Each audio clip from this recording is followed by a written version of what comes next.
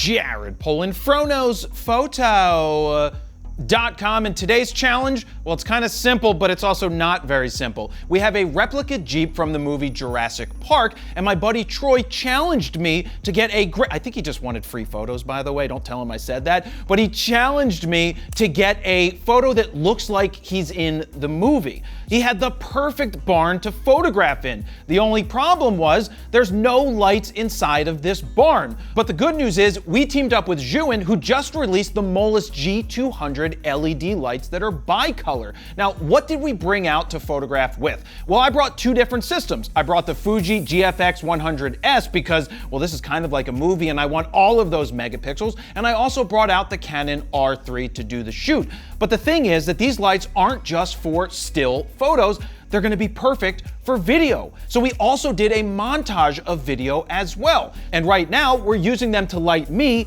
as well as the set. So now let's talk about the scene. We have this old barn. It's dark, and that's why we have these two LED lights to light it up. Troy already brought in his Jurassic Jeep, put it in the background, staged everything, and it looks amazing. But the key is, how do we get the light to such a point where if it was sundown or sun up, we had it be a little bit warmer? Well, the great thing about the lights is you can go from 2700 degrees Kelvin all the way up to 6500 degrees Kelvin to give you the color temperature that you want. So as you can see with this scene, we have it set warmer on the background and the light on me is set a little cooler. So each G200 light gives you 200 watts of power. Now, if you click the buttons in, you can go up in 20% increments. Now, if we were just gonna light the scene with one of them, we totally could have done it. But we figured since we have two of them, let's try to build it out even more. So you get those 200 watts. But if you need even more power, you can just press both of the buttons in at the same time, hold it for a second or two,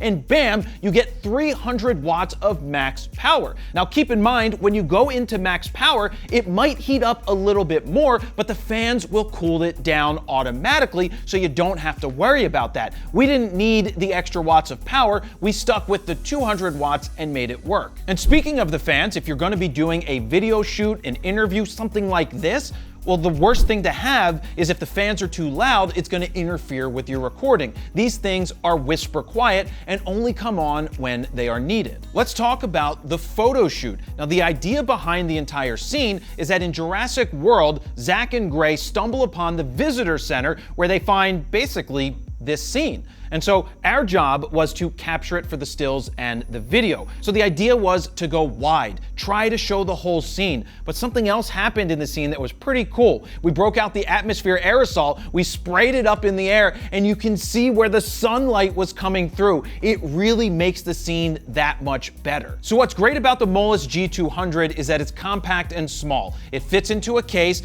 everything that you have is right in there, but also the light is separate from the controller. The light weighs in at 2.2 pounds, which is not a lot at all, and the controller itself, which can hang off a light stand, weighs in at just about 2 pounds. So what's great about these lights is that there's only two buttons on the back.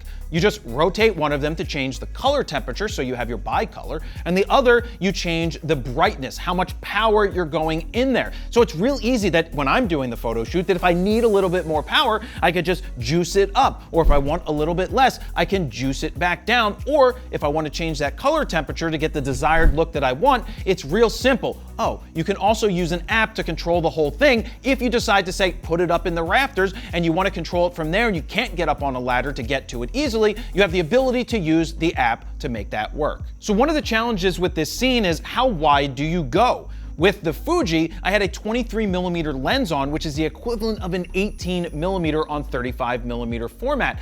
And that's pretty damn wide. So I have to watch my angles. I have to make sure I don't get the light stands in the photos at all. I have to make sure that the background is the way that I want it. But then I switched over to the Canon R3 where I played with the 28-70, I played with the 15-35, tried to find some different angles, and also used Troy as a prop because he's very happy with his authentic props. One of the cool things about the way this light was designed is that it has a Bowens mount. So you can attach thousands of different accessories to this this light. Now we're using the Manny Ortiz light dome to soften the light on me right now. The reason we did that is because it has the Bowens mount and we can just attach it right here. It also has a built-in mounting bracket that allows you to tilt 180 degrees, but also if you want to use an umbrella for your stills or for your videos, it has a built-in umbrella mount as well. So how much does the G200 cost? It's only $379. It's simple, it's small, it's compact, it's easy to take with you, and if you're looking to do stills as well as video, you can't go wrong with a light like this.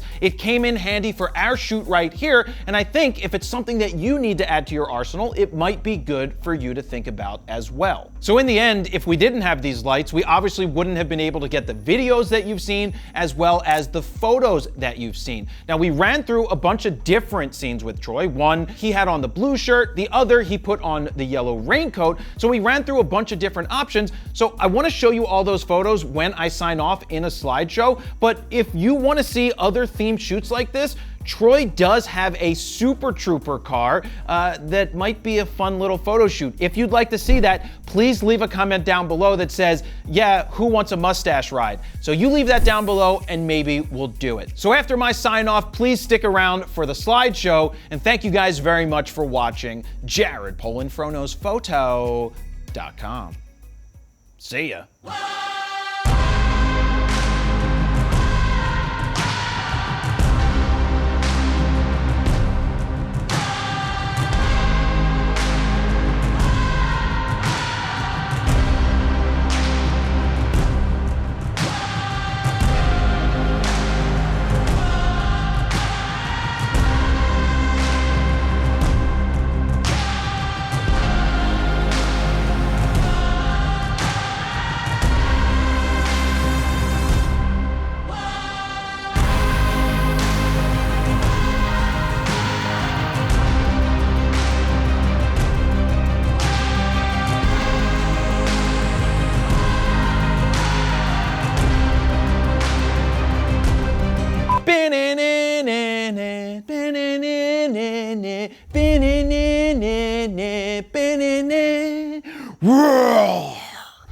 I'm a T-Rex!